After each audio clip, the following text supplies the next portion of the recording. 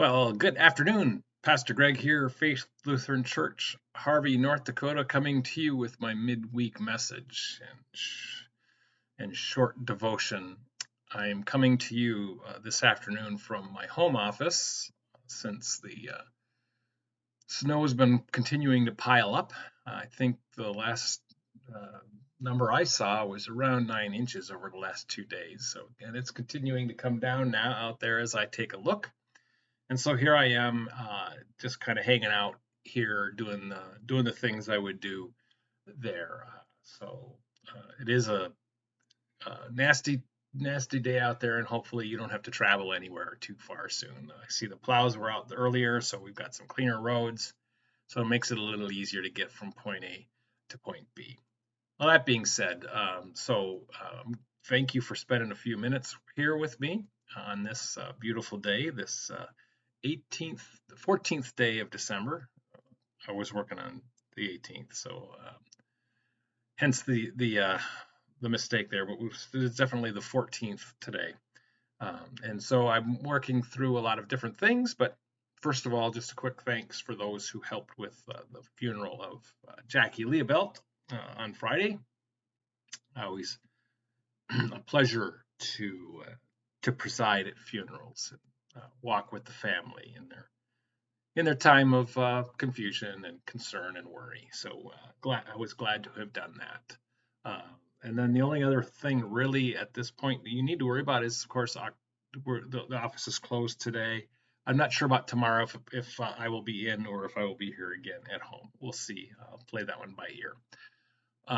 Coming up, of course, this is the fourth Advent Sunday coming on the 18th.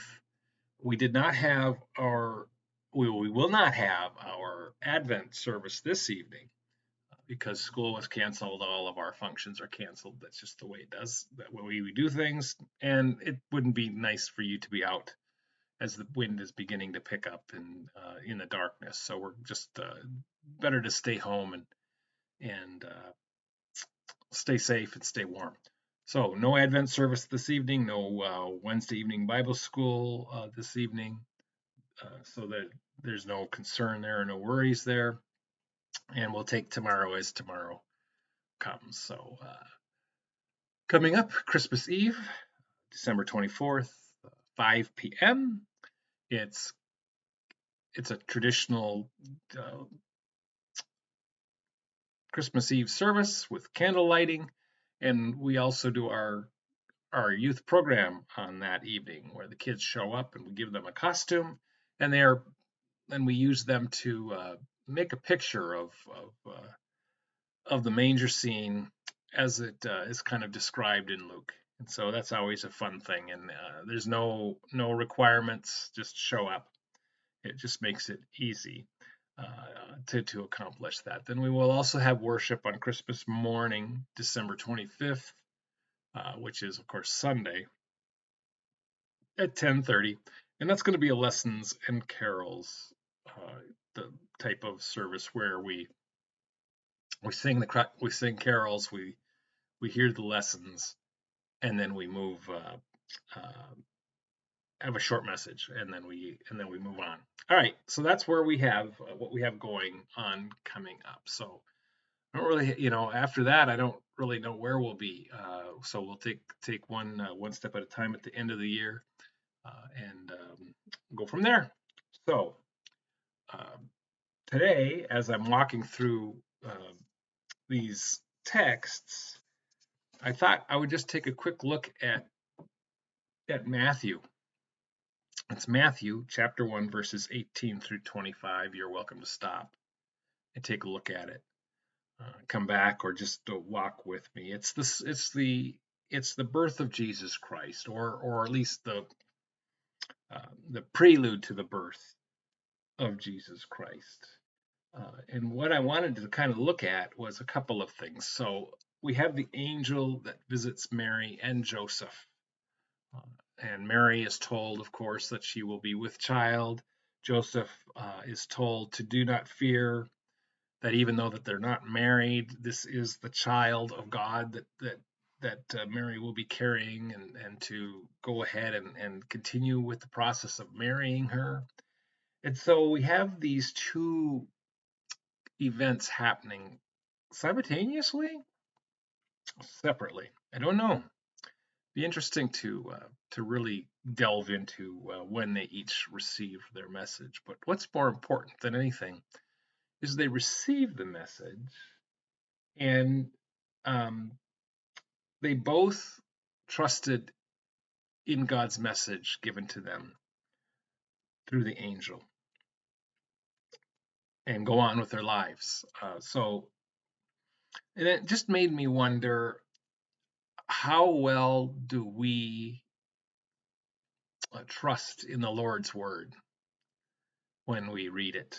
When we trust in the Lord's promises, or do we doubt it and then move on and do something else in our lives? And that's kind of where I am with this, is this idea of Mary is visited by an angel, and she's told that she's with child from the Holy Spirit.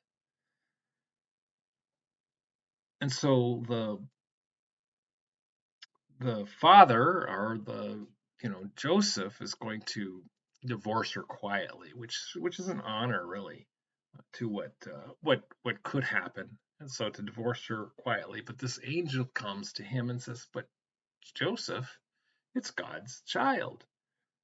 So he chooses to obey and to listen. And then we get to this point where we hear Isaiah's text, which is for this week as well, and it comes from the 14th verse of the 7th chapter. It says, "Behold, the virgin shall conceive and bear a son, and they shall call his name Emmanuel," which means God with us. And I want to take that to the next step, the next level. I'm gonna level up on that, God with us, because it's not just God with us, but God with us always. Now, because later in Matthew, we will hear in the 28th chapter, "I am with you always." And so it's not just God with us, but God with us always, never not with us.